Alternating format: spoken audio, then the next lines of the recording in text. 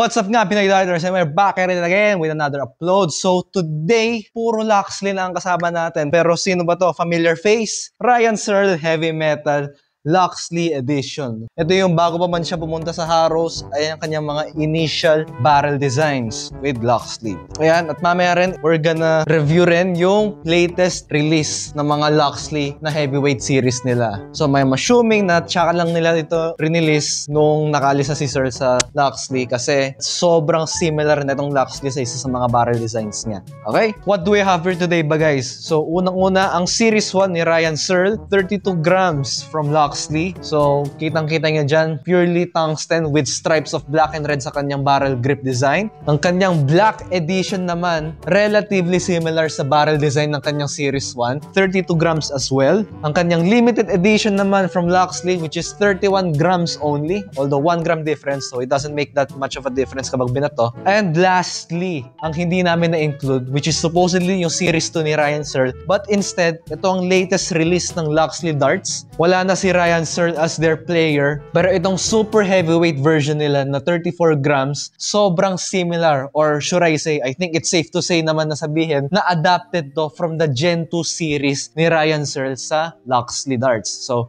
picture for reference, ayan yung itsura niya, at ito ang itsura ng super heavyweight ng Loxley.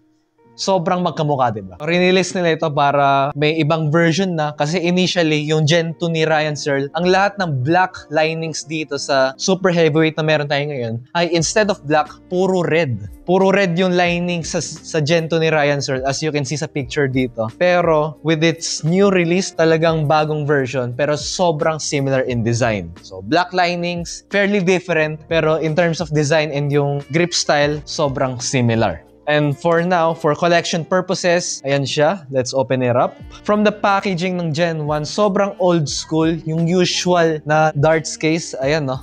Meron pa.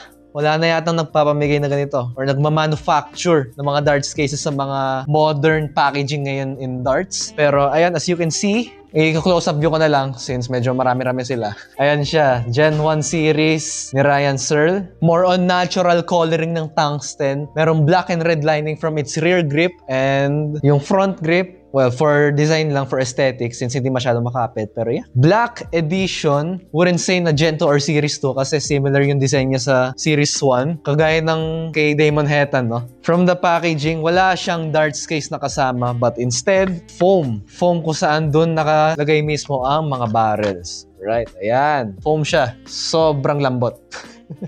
32 grams, black, all black. Imbes na black and red na linings from the grip, meron lang siya red linings from the rear grip. Ayan. And of course, ang kanyang limited edition. Judging from its design, it's fairly longer, no? Yung barrel length niya mas mahaba sa mga initial designs. Tapos, meron siyang classic na grip design from the front. Ayan, no? Classic grip design, ibig ko sabihin, yung mga old school na barrels natin. Kagaya ng sa Harrows Magnum or yung Harrows Classic ba? Hindi ko tanda pero ayan siya. Or in a local sense, gagaya siya ng signature darts ni Boy Parfan from Robson Sportscraft. Rear grip, yung usual na ring grips lang natin. Okay? And lastly, ang super heavyweight ng Loxley na 34 grams. It was released nito lang or this year. With its design, as I mentioned earlier, sobrang similar sa Series 2 ni Ryan Searle. Ayan siya. Imbis na red linings yung nakalagay sa Gen 2 ni Ryan Searle from Loxley, all black na siya. All black. And instead of 32 grams, 34 grams ang kanyang barrel weight. Mas round yung pakiramdam at mas mataba. Ramdam mo yung difference. Oh. Mala Phil Taylor yung taba.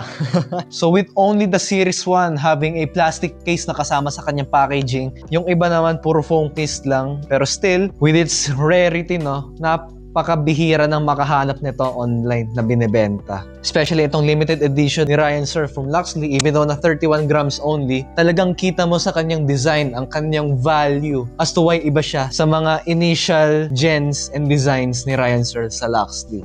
Ayan siya. Whereas sa Series 2, good to know na available again in the market itong super heavyweight series ng Loxley. And I'm sure na hindi lang ito yung available design.